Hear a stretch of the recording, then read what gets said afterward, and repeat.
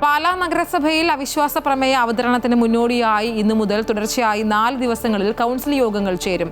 മുൻപ് കൗൺസിൽ യോഗങ്ങളിൽ ചോദ്യങ്ങൾക്ക് മറുപടി പറയാതിരുന്ന ചെയർപേഴ്സൺ കൗൺസിൽ മേള നടത്തുകയാണെന്നാണ് പ്രതിപക്ഷത്തിന്റെ ആക്ഷേപം. ഒറ്റ ദിവസം ചർച്ച ചെയ്ത് തീർക്കാൻ കഴിയുന്ന അജണ്ടകളാണ് 4 ദിവസങ്ങളിലായി വിഭജിച്ചിട്ടുള്ളത് എന്നും പ്രതിപക്ഷം ചൂണ്ടിക്കാട്ടി. പാലാ നഗരസഭയിൽ സ്വതന്ത്ര കൂട്ടായ്മ നടത്തുന്ന അസാധാരണ നടപടികളിൽ പ്രതിഷേധവുമായി പ്രതിപക്ഷം രംഗത്തെത്തി. കൗൺസിൽ യോഗങ്ങളിൽ ചോദ്യങ്ങൾ ചോദിക്കുമ്പോൾ മറുപടി പറയാത്ത ചെയർപേഴ്സൺ ഇപ്പോൾ കൗൺസിൽ മേള നടത്തുകയാണെന്ന് പ്രതിപക്ഷം ആക്ഷേപം ഉന്നയിച്ചു. ഇന്നു മുതൽ 17 വരെ തുടർച്ചയായാണ് നഗരസഭയിൽ കൗൺസിൽ യോഗങ്ങൾ ചേരുന്നത്.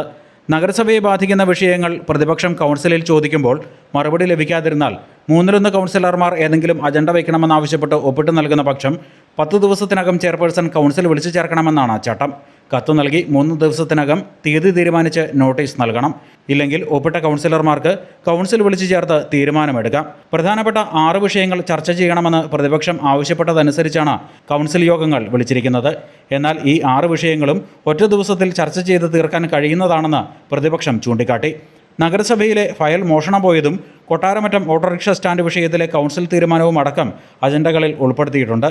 ഇത്തരം വിഷയങ്ങളിൽ ചൂടേറിയ ചർച്ചകൾ നടന്നേക്കും. 12 പ്രതിപക്ഷ കൗൺസിലർമാർ ഒപ്പിട്ട് നൽകിയത് പ്രകാരം ഈ മാസം 21-ന് ചെയർപേഴ്സണ് എതിരായ അവിശ്വാസ പ്രമേയം ചർച്ച ചെയ്യും. അവിശ്വാസം പാസ്സാകുമെന്ന് മനസ്സിലായപ്പോൾ ചെയർപേഴ്സൺ വാശി തീർക്കാൻ ശ്രമിക്കുന്നതിൻ്റെ ഭാഗമാണ് തുടർച്ചയായുള്ള ദിവസങ്ങളിലെ കൗൺസിൽ യോഗമെന്നും പ്രതിപക്ഷം ആരോപിച്ചു.